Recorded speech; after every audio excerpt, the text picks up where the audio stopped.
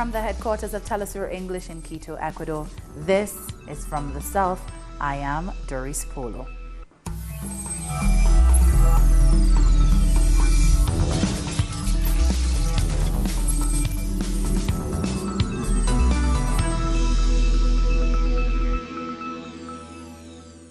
We begin in Ecuador, where in light of mass protests against the government, a curfew was instituted starting on Tuesday night.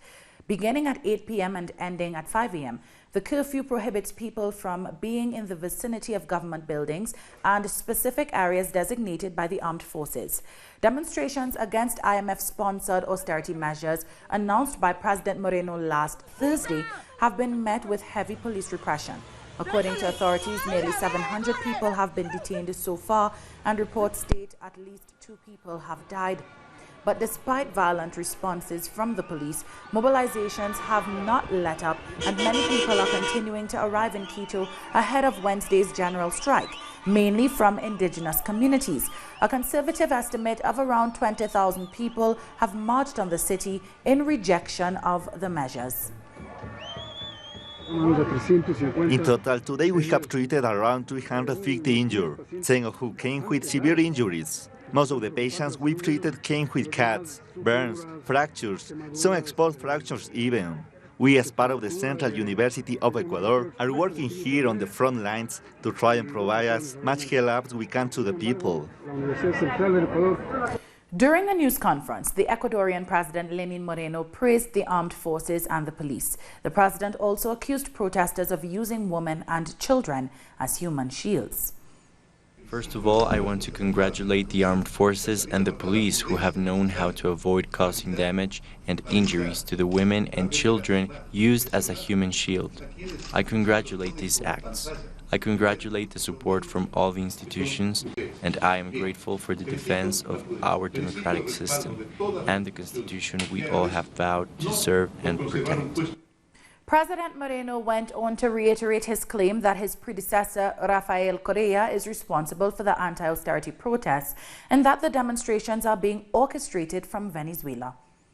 They're behind us. That's clear. I said it yesterday. If I remember correctly, Correa, Pavón, Patiño, and Hernandez were in Venezuela receiving orders to try and leech Latin America.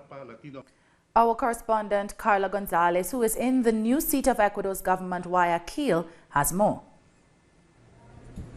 We are outside the governorship of Guayas, which is the representation of the national government in the city of Guayaquil. We see that it's guarded by policemen. During this afternoon, the president, Lenin Moreno, announced a new decree, a new national decree, official decree by the government, which orders a restriction of movement for people who are close to buildings that are key for the government and for the Ecuadorian state. This will go from 8 p.m. until 5 a.m. the next day. We are also expecting several protests today and tomorrow because the government has announced, the local government here in Guayaquil has announced a march, a protest to reject the march that has arrived in Guayaquil as well. The indigenous march, which took over several cities in the country, has now arrived to the main port, and the mayor, Cintia Viteri, has announced that they will go on strike against these measures. We remember also that the government of Lenin Moreno announced they will not back out, they will continue to impose these measures, the austerity measures imposed by the IMF in Ecuador, and of course we are also expecting more information from the indigenous marches that are going on around the country. That was our correspondent Carla Gonzalez in Guayaquil with that report. On Tuesday afternoon, thousands of indigenous protesters took over Ecuador's National Assembly building. They had been trying to storm the building for several hours as part of their protest against President Lenin Moreno's austerity measures. Tuesday marked the 6th day of protest against the government's measures, which include a sharp rise in fuel prices. Indigenous marchers from the Sierra region have been joined by students, trade unions, social movements, and ordinary citizens upset at the austerity plan. Now, while the largest protests are taking place in the main cities of Ecuador, people are demonstrating across all provinces. Here we can see video of indigenous people from Saquicili, a small town in the province of Cotopaxi, detaining a number of military forces who had entered their land. Soon after, President Moreno declared a state of emergency last week. Indigenous leaders did the same for their lands, advising security forces they would be detained if they encroached into them. And on Tuesday afternoon, police raided and shut down an opposition radio station in the capital. Radio Pichincha Universal, which is owned by the opposition-run Prefecture of Pichincha Province, had been providing extensive coverage of the protests. The police removed the radio's equipment, seized their hard drives, and put the station off the air. The government cited its powers under the state of exception to justify this, claiming the station had been inciting people to violence and was part of a Venezuelan-run scheme to undermine the government.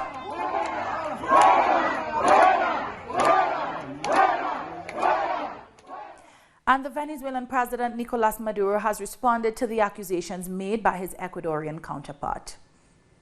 The International Monetary Fund wants to impose its exclusive poverty-generating model in Latin America. Its oligarchic model that benefits capital, the multimillionaires, and leaves the people behind.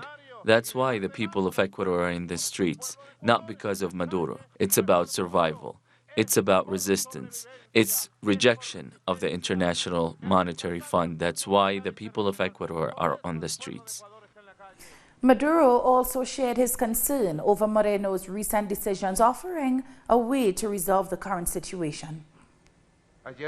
Yesterday, I saw Lenin Moreno out of reality, totally out of place, surrounded by advisors who tell him, "No, you are a great president. You are doing it very well. Go ahead. You truly are a brave president, brave to take away the benefits and social rights of people, brave to betray his people, brave to surrender to the International Monetary Fund." If Lenin Moreno wants to see reality, he must withdraw this economic package and speak with the people of Ecuador, hold a dialogue with the peasants, with the workers, with the indigenous communities. Moving on, in Honduras, the Freedom and Refoundation Party presented on Tuesday a request for a political trial against President Juan Orlando Hernandez for his alleged links to drug trafficking. The proposed measure originates from the latest statements made by Honduran drug traffickers in U.S. courts accusing Hernandez. Various social and political sectors have demanded the immediate resignation of the president and for anticipated elections to take place. This scandal originated during the trial of Tony Hernandez, the brother of the current president, who is accused of large-scale drug and arms trafficking, among other crimes. In Mexico, the U.S. auto giant General Motors is temporarily laying off another 446 workers because of the strike by its workers in the United States. Last week, GM suspended 6,000 workers at its Silao assembly and transmission plant in Guanajuato in central Mexico. The latest layoffs are at its engine plant in Ramon Arizpe. 48,000 members of the United Auto Workers Union went on strike across the United States on September 16th. Talks with management are said to be deadlocked. Our correspondent in Mexico City, Eduardo Martinez, has the details. According to the latest update, about 446 General Motors workers in Mexico have been fired as a result of a strike by workers from the same company in the United States, which has been going on for a month by now. The majority of workers are deployed at the company's Ramos Arizpe factory in the north of Mexico. GM previously laid off 6,000 workers in Mexico at a separate facility in Silao, Mexico. At the end of September, the company announced that a good portion of the workers in Mexico are obliged to take out vacations, and they will only receive 55% of their salaries during this time. The GM strike in the U.S. affects about 6,000 GM workers in Mexico. Car components make up one of the biggest portions of Mexico's export market. The Mexican government hasn't taken address the worker situation so far. Coming up, Uganda is celebrating its 57th independence, and Zimbabwe's president has visited the country for the occasion. We'll have details after this.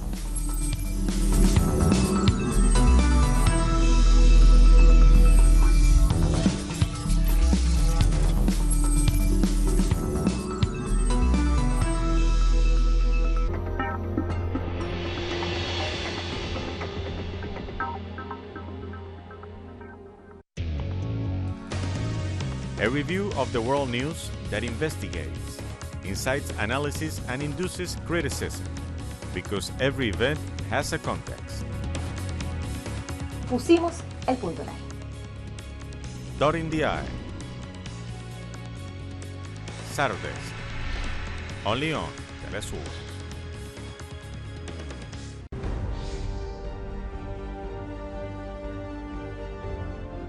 Acompañamos a los pueblos que resisten en cada una de sus luchas. Somos esa ventana que se abre para visibilizarlos entre fronteras.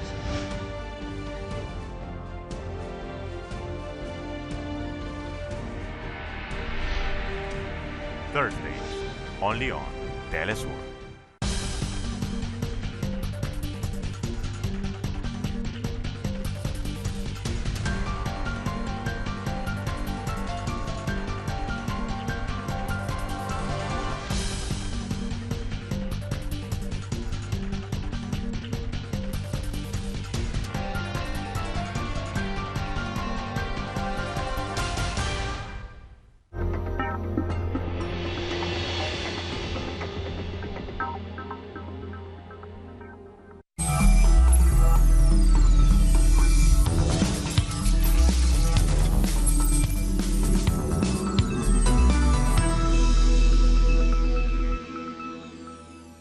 Welcome back.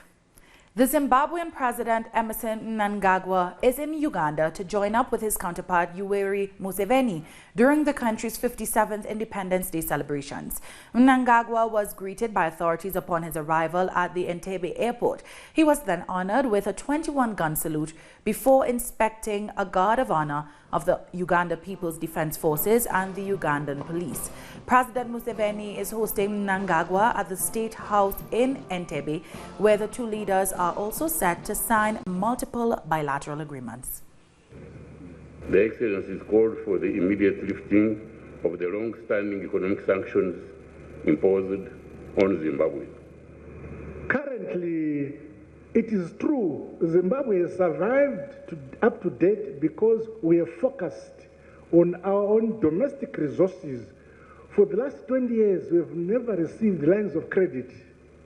Whatever we have in Zimbabwe is on the basis of our own domestic resources, plus both political and material support from our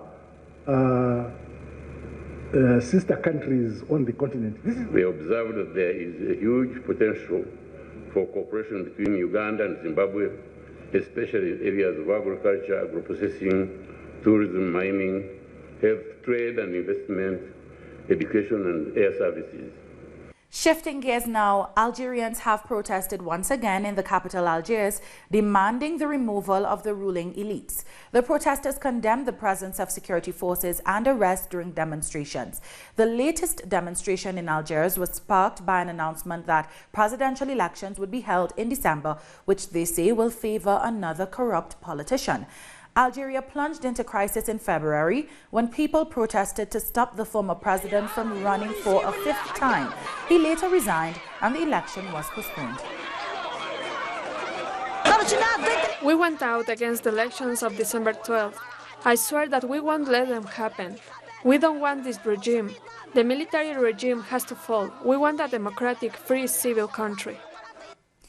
The European Union's top migration official urged member states to back a temporary plan to quickly get migrants off boats in the Mediterranean Sea and distribute them among countries willing to take them in. Germany, France, Italy and Malta are seeking approval from their EU partners for a fast-track process to screen migrants, relocate asylum seekers and return people who do not apply or qualify for asylum, all within 4 weeks. Speaking in a joint news conference after EU interior ministers met to discuss migration challenges, the European Commissioner for Migration said that the permanent solution to the migrant crisis is a reform to the common European asylum system.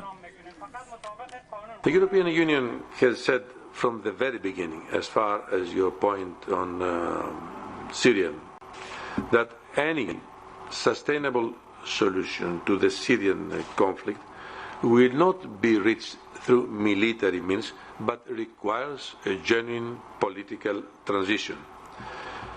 The European Union remains committed to the unity, sovereignty and territorial integrity of the Syrian state. The European Union has urged and continue to urge for the creation of cessation of hostilities, the protection of civilians and unhindered, safe and sustainable humanitarian access throughout all of Syria. But what we can do to help and support the member states is make sure that if someone is returned and they are facing trial for alleged crimes, we have mobilized, as far as we can, collective efforts to find the evidence that might be relevant, including battlefield evidence, to process that evidence so it can be used in prosecutions, and that we've coordinated between different prosecutorial authorities across Europe so that any prosecution stands the best chance of success. With a general election due next year, Trinidad and Tobago's government has presented a new budget. The $53 billion local dollar fiscal package was delivered by Finance Minister Colm Imber on Monday. He announced an increase in the minimum wage from $15 to $17 per hour starting from December 2019. People employed in state community enhancement programs also got a 15% pay hike. Farming will become a tax-free industry, with all fees and duties on all imports for farmers to be removed. Additionally, a ban on the importation of styrofoam in the food industry and the use of plastic water bottles in government offices will take effect at the start of 2020. Propose that daily paid workers in the public service with an appropriate minimum length of service be eligible for the minimum public service pension of $3,500 per month.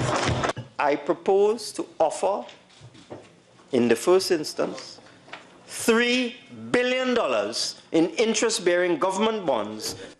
And the Trinidad and Tobago Chamber of Industry and Commerce has mixed reactions to the budget. While the powerful business lobby is pleased with most of the measures, it is concerned about the government's failure to put a cap on crime, which continues to be a major obstacle to business activity in Trinidad and Tobago. While we have seen positive elements since the Commissioner Guy Griffith assumed his position, there is still a perception that Trinidad and Tobago is not a safe country. This is mainly due to the high murder rate that currently exists. Allocations in the national security has been increased over time. However, crime does not seem to be declining. The Minister announced the purchase of several pieces of equipment to expand the operational plan to fight crime. If we want to see improved foreign investment, we must see positive results on these initiatives, as companies want a safe country to invest and operate. When we come back, Iran has advised Turkey against military action in Syria. We'll have more on this and other stories after the break.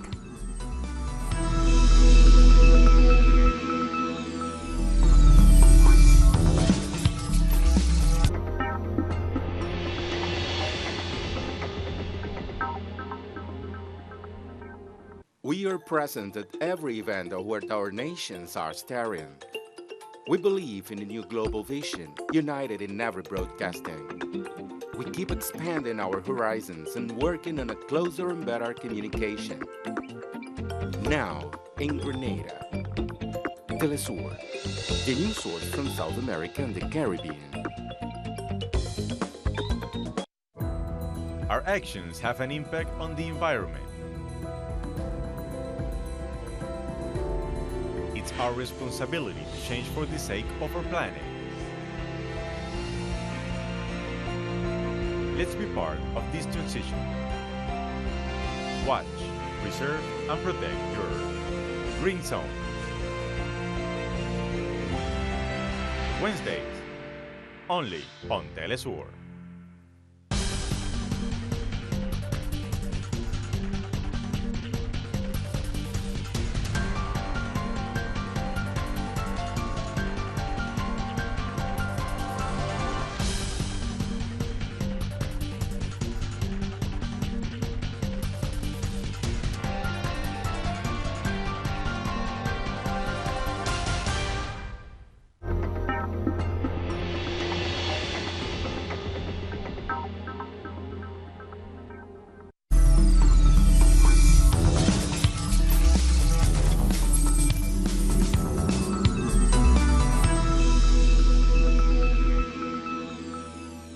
Welcome back.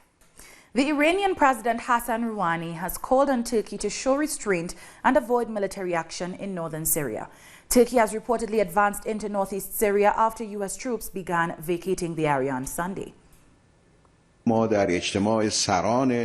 the leaders of Turkey, Russia and Iran met recently, we stated clearly that security on Syria's northern borders and Turkey's southern borders can be achieved through the presence of the Syrian army in the border areas. The United States must leave the area. The Kurds, whose country is Syria, should support the Syrian army and the Syrian government. The current trend to do deals behind closed doors is not to the benefit of the region. We urge our neighbour, friend and brotherly nation Turkey and the government of Turkey to show due care and attention and patience in this issue. Israel imposed a total blockade on the Palestinians from the West Bank, the Gaza Strip and Jerusalem on the Jewish holiday of Yom Kippur. The blockade prevented Palestinians from accessing all the crossings leading to the occupied West Bank. In turn, the Muslim population was unable to enter mosques in Jerusalem to pray. Meanwhile, Palestinian media reported that Israeli forces allowed the entry of 200 Israeli settlers to the Al-Qassam Mosque. In other news, Chinese President Xi Jinping has met with the Pakistani Prime Minister Imran Khan in Beijing to discuss bilateral ties and matters of mutual interest. The two leaders exchanged ideas on exchanging coordination and cooperation, promotion of the China-Pakistan Economic Corridor, among others. They also discussed issues on how to safeguard security and stability in the region, as well as the situation in Indian-administered Kashmir. We thank you for your warm congratulations on the occasion of the 17th anniversary of the founding of the People's Republic of China. China and Pakistan are unique all-weather strategic cooperative partners, and the China-Pakistan friendship is so rock-firm that no force can break it. No matter how the international and regional situations change, the cooperation between the two countries is full of vigor and vitality. The Vice President of the European Commission in charge of the European Green Deal, Frans Timmermans, has declared they will start to work on taxing foreign companies on their pollution. Timmermans also referred to the transport industry as the most polluting sector of the economy. With the Green Deal, Europe can lead by example, but we should also be prepared to consider other instruments, for instance, a carbon border tax, to level the playing field for European products if other countries do not go as far as us or refuse to go in the right direction. More than 30 houses have been destroyed due to growing bushfires in parts of Australia. On Tuesday in Queensland, fires forced residents of several towns to evacuate. However, residents of Laidley were allowed to return to their homes after fire crews extinguished the blaze. There are currently close to 40 bushfires raging across New South Wales and Queensland. Shifting gears, LGBTQ activists in the United States gathered outside the Supreme Court on Tuesday as it debated a case about the rights of gay and transgender workers. The Supreme Court has to rule on whether gay and transgender workers are protected under anti-discrimination laws, an issue which has caused deep divisions within the U.S. society. The Title VII of the Civil Rights Act forbids employers from discriminating against employees on the basis of sex, as well as race, color, national origin, and religion.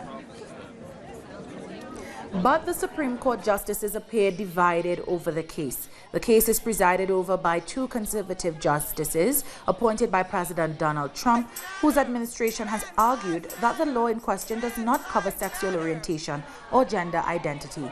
Meanwhile, liberal justices argue that gay workers are covered under the act, which forbids employers from discriminating against employees. Our federal law prohibiting discrimination because of sex, Title VII, is a promise that women will not be treated worse than men and men will not be treated worse than women. The law's text does not mean that employers must treat biological men as women. The ACLU's attempt to redefine sex creates unfair situations for women and girls and undermines nearly 50 years of advances for women. And all we are asking the court to do is to recognize that transgender people have the same rights under our civil rights laws as everybody else, not to be discriminated against because of their sex.